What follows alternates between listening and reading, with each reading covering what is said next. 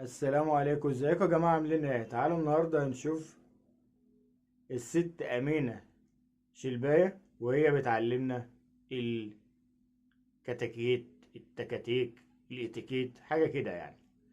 تعال نشوف. طعمية طعمية سخنة وحلوة. الطعمية سخنة وحلوة، حلوة حلوة. فعصها كده عشان أعرف أعمل سندوتش جميل. ليه؟ ليه؟ سؤالي هنا ليه؟ طبعا مسموح نعمل ساندوتش لو قاعدين في جنينة في فطار كاجوال كده، اوكي. لكن اللي مش مسموح ان انا اجيب الطعميه بايدي وهي بتبقى سخنه ومزيته، واحطها جوه الساندوتش، ومش اقصر بقى على كده، لا اقعد ايه، افعص افعص عشان عايزه املاها في الساندوتش. مرفوض مرفوض مرفوض مرفوض. طيب نشيل ده على جنب كده، معلش.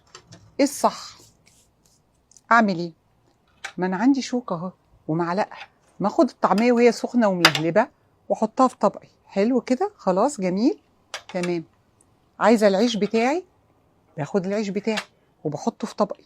حلو قوي كده. طيب انا عايزه احط الطعميه جوه العيش، مفيش مشكله.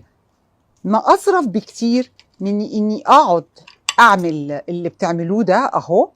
هقطع الطعميه جميل تمام، وافتح الساندوتش واحطها جوه الساندوتش، بدل ما اقعد افعص واعمل الحاجات الغريبه اللي انتوا قاعدين فتوزعت وهي وكفت كمان، وممكن ما احطش دي واكله عادي خالص ساندويتش. وزي ما بقول لكم ده طبعا في قعده اخد قطمه، ولما باخد قطمه ما بفضلش بالساندويتش جوه ايدي بقى، خلاص عايزه اهدى شويه اسيبه وارجع تاني.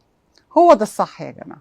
لكن لو في قعده بقى رسميه وفطار رسمي مش بنعمل كده خالص، مفيش الكلام ده خالص. معلش يا جماعه انا بعك كده، مفيش الكلام ده خالص. في اني باخد الطعميايه جوه الطبق اهو تمام، حلو قوي كده. بسيب ده خالص كده اهو، باخد العيش بتاعي بحطه في طبقي تمام، الشوكة والسكينة يا حلوين، حتة حتة، ما بقطعش مليون حتة، حطه في بقي وخلاص اتعودتوا على دي. باخد حتة عيش وبحط العيش في بقي. دي طبعا لو قعدة رسمية شوية أو فطار كده رسمي. هو ده الصح وهو ده الاتيكيت.